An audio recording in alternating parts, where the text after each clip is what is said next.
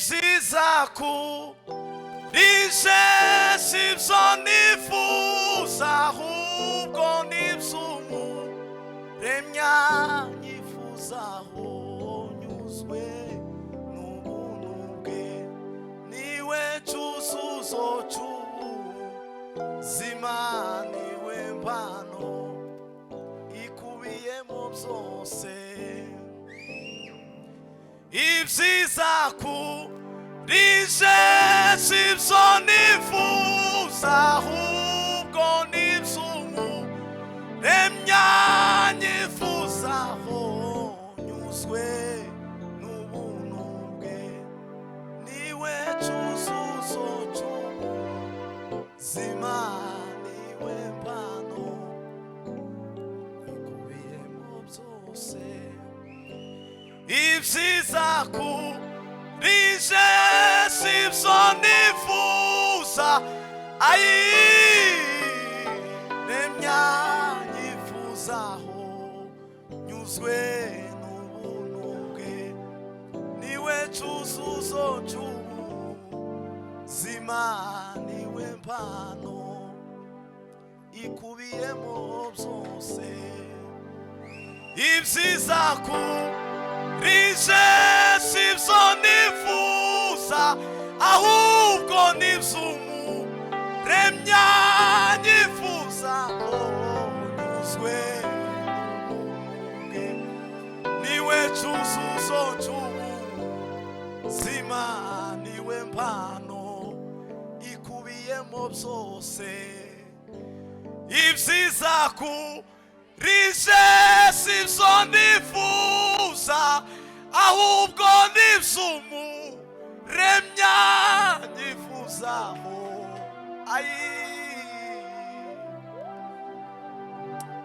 haleluya Yesu uzima niwe mpano ikubiyemo byose ibyiza kurije sibyo nifuza ahubwo n'iby'umuremya nyifuzaho nyuzwe n'ubuntu bwe niwe cyuzuzo cy'ubuzima niwe mpano ikubiyemo byose ni Imana yamutanze mu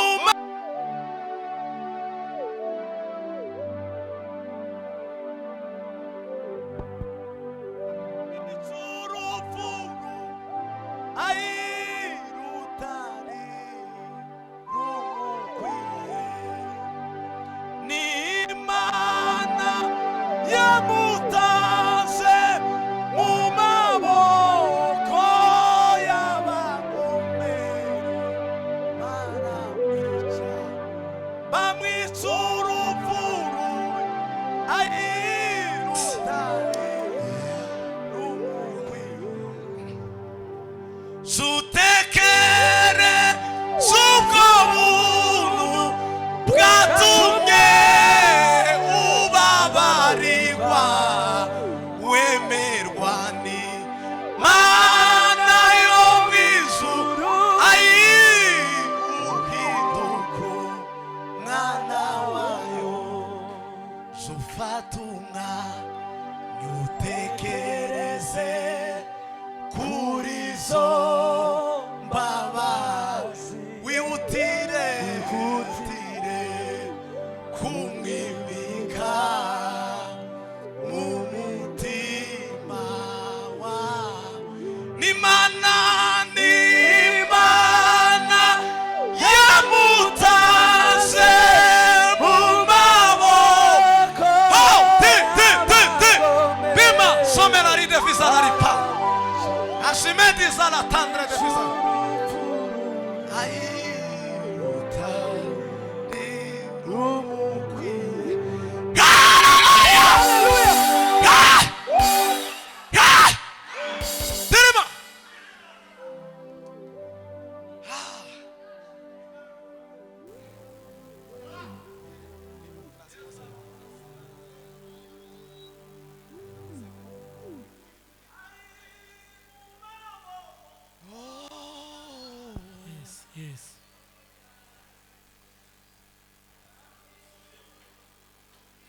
ni Imana yamutanze mu maboko y'abagome baramwica bamwica urupfu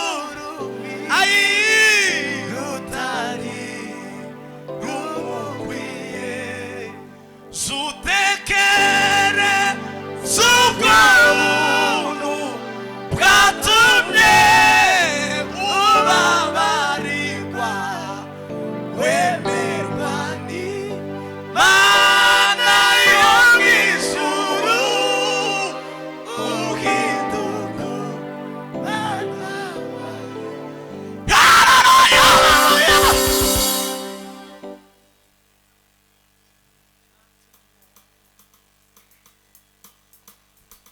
Hallelujah. Amen.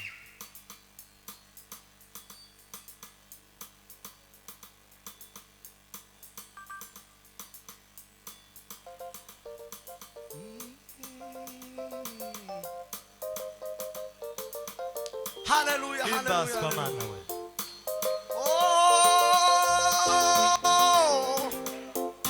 Ebu nipishe nipite, nimechelewa njiani. Yesu yu karibu kurudi kulichukua kanisa. Ebu nipishe nipite, nimechelewa njiani. Yesu yu karibu kurudi kulichukua kanisa. Mambo unayoninonesha yote yamepita na wakati, una ujanja. Kumbuka miaka 2000 iliyopita zamani, Yesu aliposhuka kuzimu akamnyang'anya funguo za mamlaka. Na sasa nimetoshwa na mambo yako, ewe shetani, nipishe nipite. Wewe ulimwasi Mungu, nipishe nipite. Uliwadanganya Adamu na Eva. Dunia zima imeharibika kwa ujanja wako. Ewe shetani umelaniwa, mwenyezi wa kuzimu. Sasa nipishe nipite.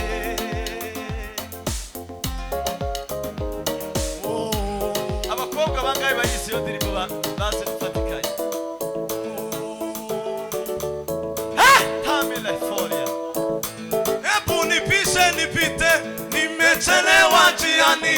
Yesu yu karibu kurudi kulichukua kanisa. Mambo unayoninonesha yote yamepita na wakati, una ujanja. Ebu nipishe nipite, nimechelewa njiani. Yesu yu karibu kurudi kulichukua kanisa. Mambo unayoninonesha yote yamepita na wakati, una ujanja. Kumbuka miaka 2000 iliyopita zamani, Yesu aliposhuka kuzimu akamnyang'anya funguo za mamlaka. Na sasa nimechoshwa na mambo yako, ewe shetani, nipishe nipite. Wewe ulimwasi Mungu, nipishe. Uliwadanganya dunia zima. Hallelujah. Shetani umelaniwa, mwenyezi wa kuzimu. Sasa nipishe nipite. Ewe ulimwasi Mungu, nipishe. Uliwadanganya dunia zima imeharibika kwa ujanja wako. Ewe shetani umelaniwa.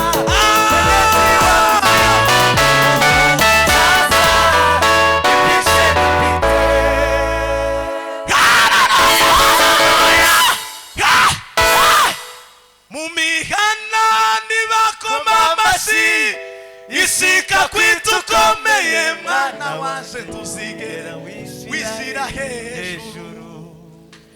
Mumihana nibakoma amashyi, isika kwitukomeye mwana wanje tuzigera wishyira hejuru.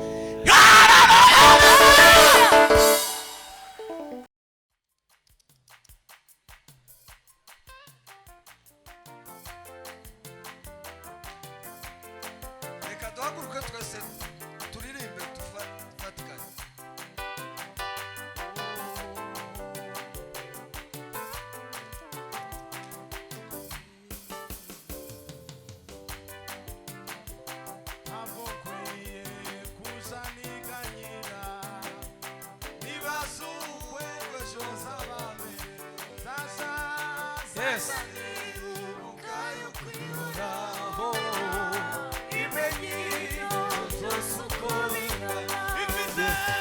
ifite umutima w'urukundo ukwishima byinshi umunezero n'umubabaro byose bizanira mwana umunezero n'umubabaro byose bizanira mwana abafi ndetse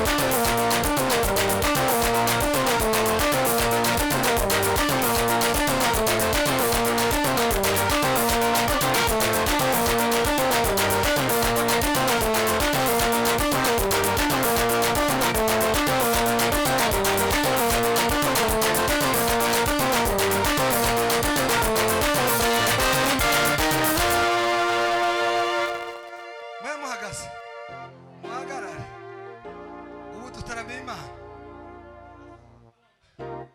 Pastor Kanzigana nagaruke. Muhaguruke. Ese ko kurabyina hari ikintu watunze agatoki? Uzi ugatunga agatoki. Urutoki. Hapana agatoki. Tuzamure ibiganza. Haleluya! Mwese ni mumanuke. Gatora sigara hano na Aimable. Haleluya. Noneho nije wayowe kadona amanuke hari. Noneho tugiye gukora. Tugiye gukora mu rusengero. Muhaguruke. Muhaguruke, uyu ni umwanya w'igitaramo. Ko mwankunda. Muhaguruke, aya ni amasaha y'igitaramo yo kwegerana n'Imana. Zamura ibiganza. Aya ni amasaha yo kwegerana n'Imana. Wegera Imana. Wegera Imana uyu mugoroba uyibwire. Ko ndifuza ngo munyure mu bantu. Sibyo? Tuzina ugende mugere hariya mugaruke mugere abantu bumva Imana. Abantu bumvise ijambo ariko abantu bongere bumve. N'umunyuraho uri mu mbaraga ari mu mbaraga nke arafatwa.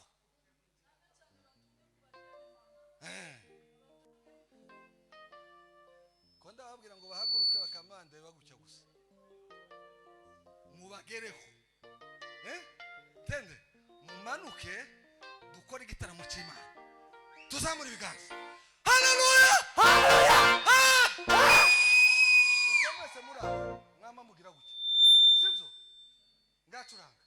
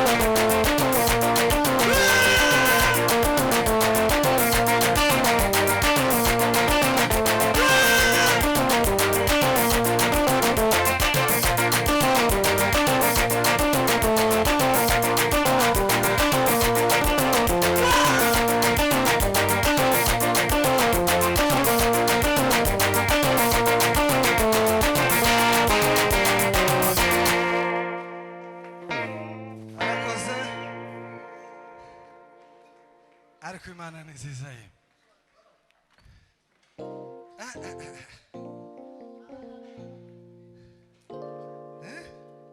Numugabo Yesu numugabo ingoma ye tizahanguka. Numugabo Yesu numugabo ingoma ye tizahanguka. Numugabo Yesu numugabo ingoma ye tizahanguka. Numugabo Yesu numugabo ingoma ye tizahanguka. Imana ishimwe cyane. Hallelujah. Niwe wabaye wa mbere, abandi bose baza bagarukira nzira, ariko we asohoza ubushake bw'Imana. Niyo mpamvu tuvuga ngo ni umugabo Yesu umugabo. Tuzamura ibiganza. Haleluya.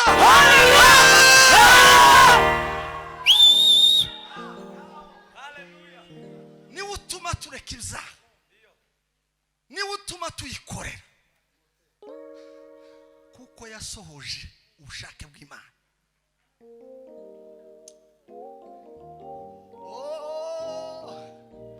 Tuzamura ibiganza. Hallelujah. Haleluya. Konanga kuvuga umuvugabutumwa wenda nigavuga nuko amandi vuga uko yatange nkarangiza, nabivuga bikaba bibaye ibindi reka uvuge ryarindi aba nabo baryumve.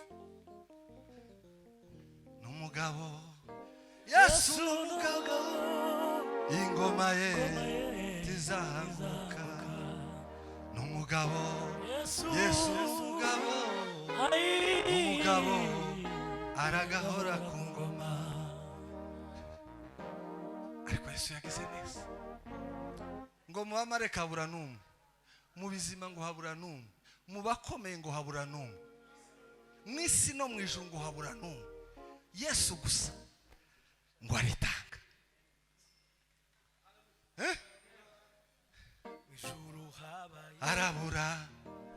Arabura mu bakomeye, arabura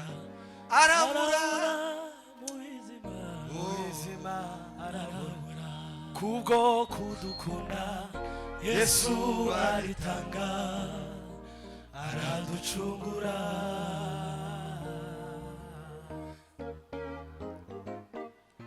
Yesu aritanga, araducungura. Haleluya. Yesu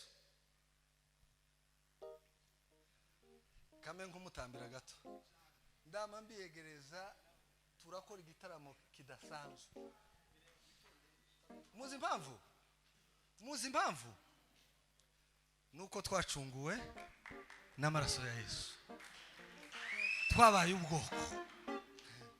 Ariko ni gitangaza, Yesu ngo wadufashe, Imana iradufata ngo aduhuza nayo. Aradufata aduhuza n'Imana. Ikindi batubwiye ngo yafashe imigisha yose, Imana ngo irikunkumura, irirekura, irividura, ngo iwushira muri Yesu, irangije iramuduha.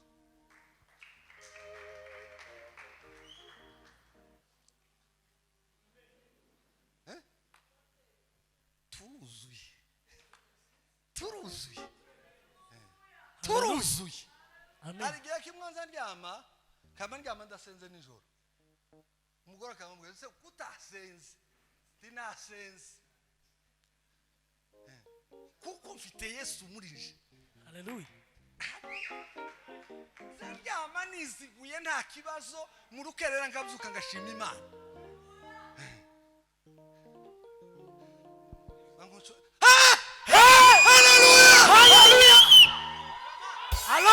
Halo. Nasomye igitabo ejo kirambwira ngo kugira ngo nabo bana narimo nigisha ngo kugira ngo umukristo kure yarizeye Imana agomba kuba afite ibintu bibiri bibiri gusa. Ijambo rya mbere gusoma ijambo ry'Imana, ijambo rya kabiri ngo nugusenga. Nizo gusa. Niba pastor Ndamiye yatubwirije uyu munsi kandi abantu nibo bambe kora ngo pastor Imana ngo wakoze nudasubira inyuma ngo usome ijambo ry'Imana ukure muri wowe, bazoza bayavuga asigara. Sinora mubwira ngo wakoze yakoze oya, nakomeze gusa vuge nanje ndyumve some ijambo ry'Imana. Kure bw'umuntu muzima. Ibyo siko Biblia ivuga. Dukore iby'Imana, iby'iryo jambo, ibindi ni bito cyane. Muzamura ibiganza mwabasore. Za Biblia mwazanye ziri ngo ziri muri telefone. Ngahe ibango ducurangira twishimire Imana gusa.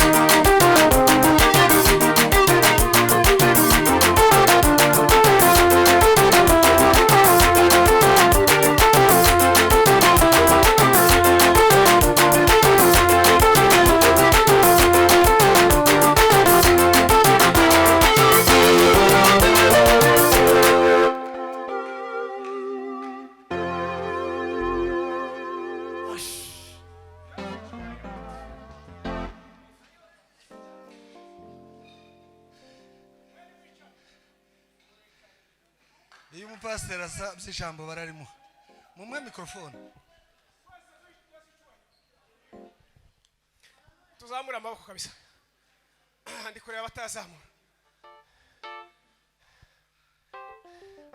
Mushatse mwahaguruka kabisa tugaha Imana icubahiro.